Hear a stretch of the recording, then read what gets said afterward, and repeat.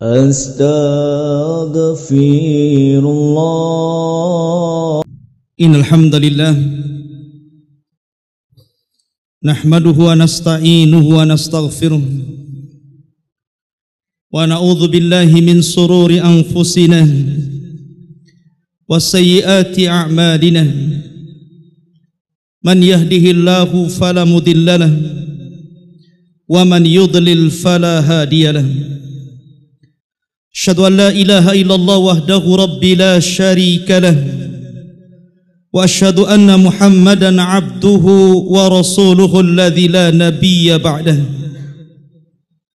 Qala Allah azza wa jalla ya ayyuhalladzina amanu taqullaha haqqa tuqatih wa la tamutunna illa wa antum muslimun. Fa inna asdaqal hadithi kitabullah wa khairal huda huda Muhammadin sallallahu alaihi wasallam wa syarrul umuri muhdatsatuha wa kullu muhdatsatin bid'ah wa kullu bid'atin dhalalah wa kullu dhalalatin finnar. Ma'asyiral muslimin, jamaah Jumat yang dimuliakan Allah Subhanahu wa taala. Sebelum khatib menyampaikan khutbah, marilah kita senantiasa meningkatkan takwa di hari Jumat ini, karena hanya dengan takwa inilah satu-satunya jalan menuju surga Allah Subhanahu wa taala. Salawat iring salam marilah kita haturkan kepada baginda alam Nabi yang mulia alaihi salatu wassalam. Allahumma salli ala sayyidina Muhammad wa ala alihi wa sahbihi wa man sara ala nahjihi ila yaumiddin. Ma'asyiral muslimin yang dimuliakan Allah Subhanahu wa taala.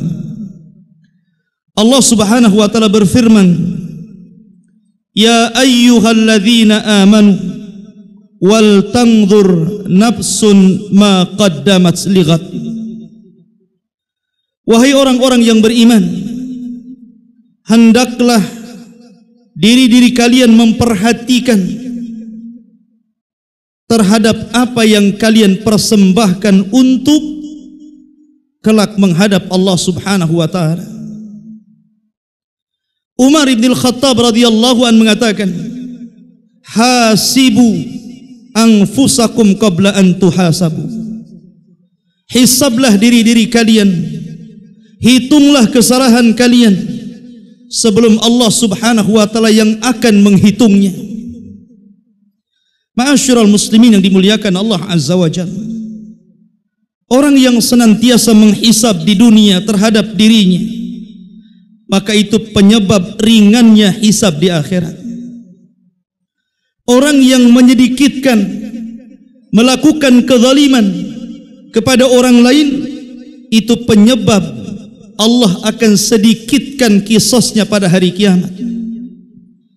Allah Subhanahu wa taala berfirman, innaka mayyitun wa innahum mayyitun thumma innakum yaumal qiyamati inda rabbikum takhtasimun. Engkau akan mati wahai Muhammad, sebagaimana mereka juga akan mati.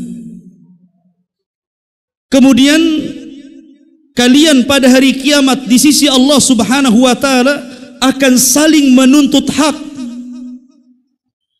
Dari sini Zubair bin Awam ketika turun ayat ini datang kepada Nabi sallallahu alaihi wasallam, kemudian mengatakan, ya Rasulullah, ayukarraru alaina ma kana bainana fid dunya min khassatiz dzunub. Rasul, apakah Allah Subhanahu wa taala akan mengulang peradilannya kembali antara apa yang terjadi di antara kami di dunia ini pada kehususan dosa-dosa kami? Maka Nabi sallallahu alaihi wasallam bersabda, na'am la yuqarraranna alaikum hatta yuadda ila kulli dhi haqqin haqqah. Ya, kata Rasul, sesungguhnya akan diulang kembali kepada kalian pada hari kiamat sehingga orang-orang yang diambil haknya di dunia dikembalikan haknya oleh Allah di akhirat. Maka Zubair bin Awam mengatakan, wallahi innal amra lasyadid. Demi Allah, kalau memang perkaranya seperti itu, ini bukan urusan biasa, ini urusan besar. Ma'asyiral muslimin yang dimuliakan Allah Subhanahu wa taala, sebelum Allah Subhanahu wa taala menimbang kita pada hari kiamat, dan sebelum kita melintasi titian siratal mustaqim, maka manusia akan berkumpul. Kemudian mereka akan berteriak-teriak di hadapan Allah untuk menuntut hak yang sudah diambil orang lain. Mereka meminta kepada Allah untuk diselesaikan, dan Allah pun menyelesaikannya. Dan banyak nas-nas Al-Quran dan hadis Nabi SAW yang menjelaskan tentang itu, sampai kepada binatang. Binatang yang bertanduk, yang suka menanduk binatang yang tidak bertanduk, tidak lepas daripada hisab. Bahkan sampai kepada binatang yang kecil, semut dan yang semacamnya, ketika mereka menyakiti yang lainnya, itu pun tidak lepas daripada qisas pada hari kiamat. Nabi SAW bersabda, sebuah hadis yang dikeluarkan Imam Muslim dari hadis Abu Hurairah radhiyallahu an, Rasul SAW bersabda, la tu'addunna huquqa ila ahliha yaumal qiyamah hatta yuqada li syatil jalha minasyatil qarna wa fi riwayatin hatta dzarrati minadz dzarrah. Kata Nabi SAW, kembalikan hak-hak manusia di dunia, kembalikan hak-hak manusia di dunia kepada yang berhak mendapatkannya. Karena kelak pada hari kiamat, kambing-kambing yang tidak bertanduk akan meminta qisas kepada kambing-kambing yang bertanduk, sampai pun kepada binatang kecil meminta qisas kepada Allah Subhanahu wa taala. Ma'asyiral muslimin yang dimuliakan Allah Subhanahu wa taala, Nabi SAW bersabda bahwa awal yang pertama kali diqisas pada hari kiamat adalah urusan darah. Ini sebagaimana hadis yang dikeluarkan oleh Imam Al-Bukhari dan Muslim dari hadis Abdullah bin Mas'ud radhiyallahu anhu, qala Rasulullah sallallahu alaihi wasallam, awal ma yuqda yaumal qiyamati fi amri dima. Yang pertama kali dihisab, yang pertama kali terjadi qisas pada hari kiamat adalah urusan darah, urusan bunuh membunuh. Walaupun di sana ada hadis yang mengatakan bahwa awal ma yuhasabul abdu yaumal qiyamah salatuhu, yang pertama kali dihisab bagi hamba pada hari kiamat adalah salatnya.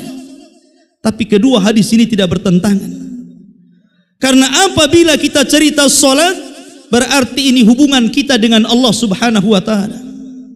Tapi kalau cerita darah, berarti ini hubungan antara kita dengan sesama kita, hamba dengan hamba. Dan ini perkara yang sangat mengerikan. Dalam sebuah hadis dari Abu Hurairah radhiyallahu an, ya'ti yaumal qiyamah bil qatil, pada hari kiamat orang yang dibunuh akan datang menghadap Allah Subhanahu wa taala, wa hamala ra'sahu biyadaihi, kemudian dia membawa kepalanya di kedua tangannya, kemudian dia menyeret orang yang membunuhnya, dan dia mengatakan di hadapan Allah dengan teriakan yang kencang, dia mengatakan, ya Rabb, sal hadza lima qatalani. Ya Rabb, tanya orang ini, kenapa dia sampai membunuhku? Bahkan dalam riwayat Abdullah bin Abbas radhiyallahu an, tangan kanannya memegang kepalanya sendiri, kemudian tangan kirinya memegang orang yang membunuhnya. Kemudian dia mengatakan di hadapan Rabb, "Ya Rabb, sal hadza lima qatalani." Ya Rabb, tanya orang ini, kenapa dia sampai membunuhku?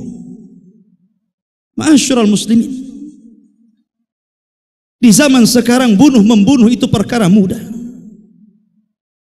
Sampai pun anak bayi yang tidak bersalah diletakkan dalam kardus, kemudian dilempar ke tong sampah, dilempar ke sorokan, dibiarkan begitu saja sampai mati. Mereka tidak paham bahwa Allah Subhanahu wa taala akan mempertanggungjawabkan perbuatan mereka. Wal mau'udatu su'ilat bi ayyi dzambin qutilat. Dan bayi-bayi itu akan menghadap Allah, kemudian akan mengatakan, "Ya Rabb, tanya ibuku, kenapa dia sampai membunuhku? Atas dosa apa aku dibunuh?" Ma'asyiral muslimin yang dimuliakan Allah Subhanahu wa taala, saya tidak pernah membayangkan kalau seandainya ada manusia yang menyembah manusia hanya karena urusan sia-sia, hanya karena urusan politik, hanya karena urusan membela pemimpin satu dengan yang lainnya. Kemudian mereka saling bermusuhan, saling membunuh, saling mentumpahkan darah. Kira-kira kalau dia datang menghadap Allah, berapa musuh yang dia hadapi pada hari kiamat? Ma'asyiral muslimin yang dimuliakan Allah Azza wa Jalla. La ilaha illallah. Kita di dunia disuruh untuk jangan banyak mencari musuh. Terkadang pertikaian ini ada juga dalam masjid, dalam yayasan, dalam partai. Terkadang hak yang diambil bukan hak dia. Tapi orang ini tidak pernah takut kepada qisas dan hisab pada hari kiamat. Ma'asyiral muslimin, apakah ini urusan darah saja? Tidak. Seluruh perkara kezaliman di dunia akan dipertanggungjawabkan. Bukan hanya soal urusan darah. Anda memukul, Anda memecut, Anda menyakiti orang lain, ada kisasnya. Sebuah hadis dari Jabir bin Abdullah radhiyallahu an. Ketika Jabir bin Abdullah radhiyallahu an mendengar sebuah hadis di Madinah, hadis ini dia sudah dengar, tapi tidak mendengar langsung dari orang yang mendengar langsung dari Nabi SAW. Sementara orang yang mendengarnya ada di Syam, namanya Abdullah ibn Unais radhiyallahu anhu. Terpaksa Jabir berjalan dari Madinah menuju Syam hanya untuk mendengar satu hadis. Dia berjalan 1 bulan. Berjalanlah Jabir bin Abdullah radhiyallahu anhu. Sesampainya di Syam, di rumah Abdullah bin Unais radhiyallahu anhu, kemudian dia mengatakan, "Ya Abdullah, ceritakan kepadaku. Aku takut kalau seandainya engkau mati atau aku yang mati, aku tidak mendengar hadis itu dari kamu tentang hadis kisos pada hari kiamat." Kata Abdullah bin Unais radhiyallahu anhu, "Ya, aku langsung mendengar hal itu dari Nabi sallallahu alaihi wasallam." Kata Nabi sallallahu alaihi wasallam, "Yuhsarun nas yaumal qiyamah khufatan uratan ghurlan buhman." Pada hari kiamat manusia akan dikumpulkan dalam posisi tanpa berpakaian, tanpa beralas kaki, tanpa dikhitan, dan tanpa membawa apapun. Kemudian Allah Subhanahu wa taala akan mendatangi hamba-hambanya dan mengatakan, "Anal malik, ana dayyan." Saya raja kalian dan saya akan selesaikan seluruh hak-hak yang diambil oleh musuh-musuh kalian di dunia.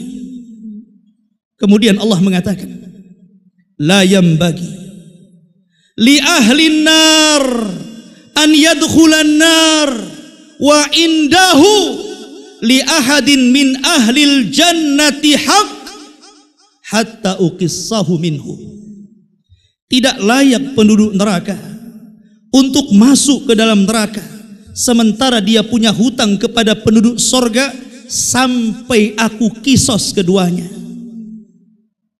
Wala yambagi li ahlil jannah an yadkhulal jannah wa indahu li ahadin min ahlin nar haqqun hatta uqissahu minhu.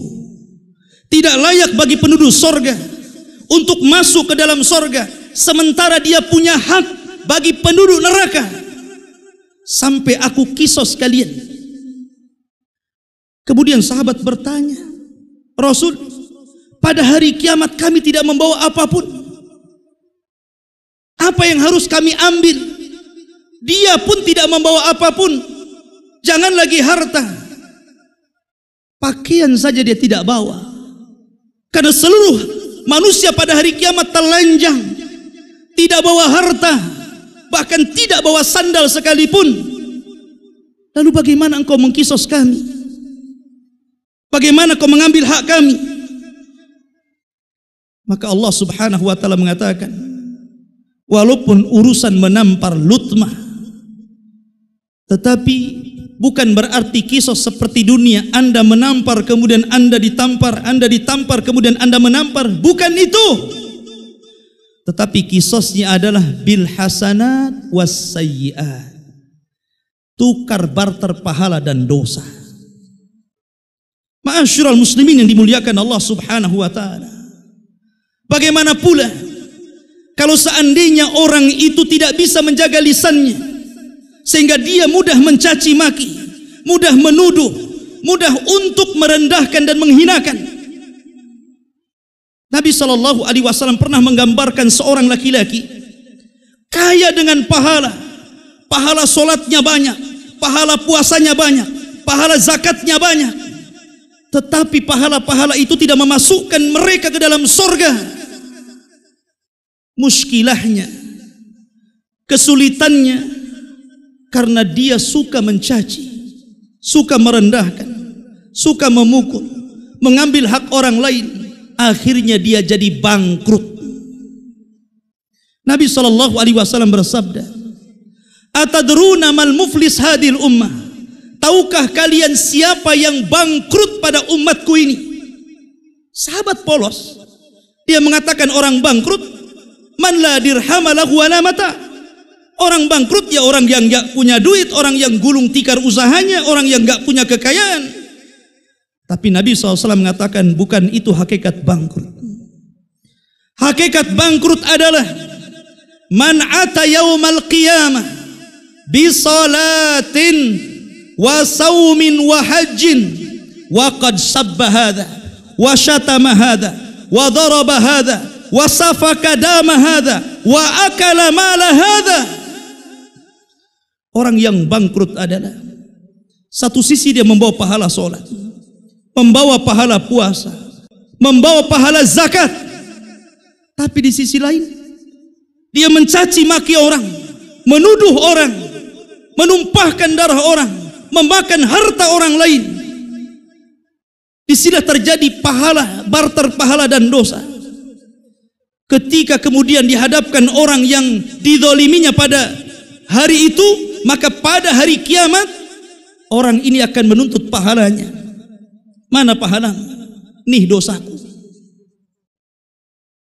Ketika sudah tidak ada lagi pahala karena diberikan kepada orang lain, dan satu sisi dia menanggung dosa orang itu, faturihat finnar, dia pun dilempar ke dalam neraka, naudzubillah. Ma'asyiral muslimin yang dimuliakan Allah Azza wa Jalla. Oleh karena itulah orang yang beriman kepada hari akhir, percaya dengan hisab, percaya dengan balasan yang Allah akan balas pada hari kiamat, harusnya dia takut mengambil hak orang lain, menghina orang lain, menyakitin orang lain, membunuh orang lain, karena semua ada balasannya. Ma'asyiral muslimin yang dimuliakan Allah Subhanahu wa ta'ala, Nabi SAW bersabda dalam hadis yang sahih, ada seorang laki-laki menyangka dia akan masuk surga karena rahmat Allah Subhanahu wa ta'ala. Dia sangka pahalanya banyak dan dia sangka sudah mendapatkan rahmat Allah. Sementara di depannya pintu-pintu surga tiba-tiba dihadang di sebuah tempat namanya Qantarah. Qantarah, satu tempat antara surga dan neraka. Di depannya pintu-pintu surga, dia sudah berhasil melewati siratal mustaqim. Tiba-tiba dihadang oleh orang-orang yang pernah dia zalimi di dunia. Ternyata setelah kemudian terjadi kisos di antara keduanya, pahala yang dianggap besar itu musnah, tidak ada apapun, sehingga Allah Subhanahu wa taala mengembalikan dan masukkan ke dalam neraka. Naudzubillah. Ma'asyiral muslimin yang dimuliakan Allah Azza wa Jalla,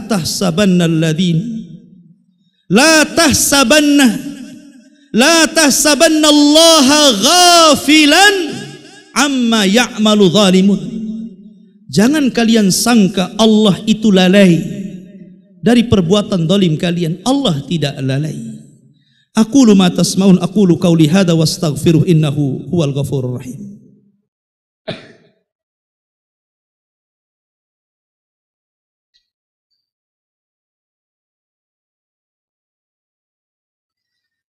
Bihamdillahi wassalatu wassalamu ala Rasulillah wa ala alihi wa sahbihi wa mawala.